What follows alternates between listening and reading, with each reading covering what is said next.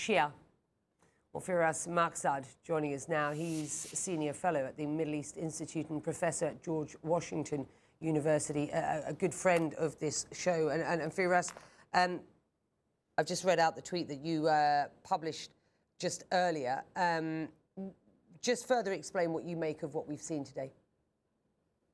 Becky, it's good to be with you again. It's a very sad and terrifying day for Lebanon, as you said, reminiscent of the 15-year civil war that started in 1975.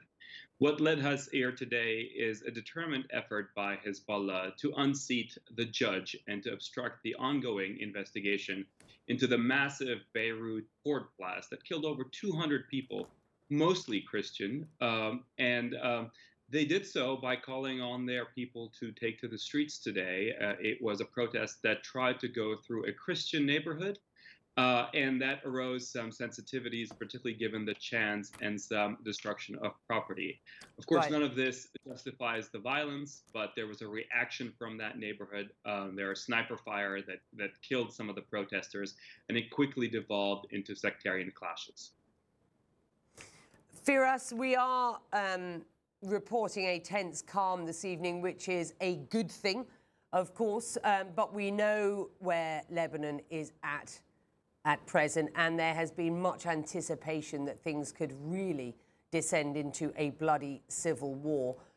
How concerned are you that this is just the beginning of that? I am very concerned. However, I take a measure of relief in knowing that all the major parties in Lebanon do not want this to devolve to an all-out war. Hezbollah is the dominant stakeholder in Lebanon. It is the dominant military force, stronger than the Lebanese army. And the other parties do not have the wherewithal, the organization, the mobilization, the weapons to successfully take on Hezbollah. But what we are seeing is this pattern of armed clashing as Hezbollah tries to move from dominating Lebanon to all outright controlling Lebanon and its state institution. It is bumping up against the construct, the sectarian construct of the Lebanese political system. It is meeting resistance from not only Christian, but also earlier in the year, Druze and Sunni areas that do not want to be under the control of an Iranian Shia-sponsored militia. So I am concerned about the pattern of violence, but I take some relief in that none of the major parties want to go in that direction. Yeah, and Sami Jamal, I spoke to you at the top of the hour, about a half hour ago, and I just want to play you and our viewers some sound from him earlier. He was talking here. And he's the leader of the Christian Khatib party, of course, in Lebanon, Khatib party in Lebanon. He had this to say about Hezbollah. Have a listen. Because some of his allies were indicted, they decided to remove the judge. So the solution for them is to get rid of the judge. So this, for us, it's they are trying to destroy the judiciary in Lebanon and put the Lebanese army in a very difficult position. Also, this is, of course, institutions of Lebanon. This is, of course, Firas, the second judge on this investigation into the port blast. The first removed on what his detractors called a conflict of interest. Is there a chance that this judge will lose his job at this point? Is there a chance that Hezbollah and their allied Amal movement will win in this case? Well, what we are seeing is that Hezbollah is determined to unseat this second judge because Hezbollah, it appears, together with its allies in the Lebanese political establishment, are acting as the guilty party, and many suspect them to be guilty of either knowing or purposely storing this explosive grade ammonium nitrate that blew up half the city. And so it's not a good look for Hezbollah, which used to present itself as a resistance movement against Israel, and many of the Lebanese believed it to be so, to now be acting guilty and pitting itself against Lebanese state institutions and the Lebanese judiciary. It is very quickly losing the battle for Lebanese public opinion. while still strong in its own Shia community because of the patronage it provides and the support it provides its community, it is now a pariah in other communities in Lebanon, whether Christian, Sunni, or Druze.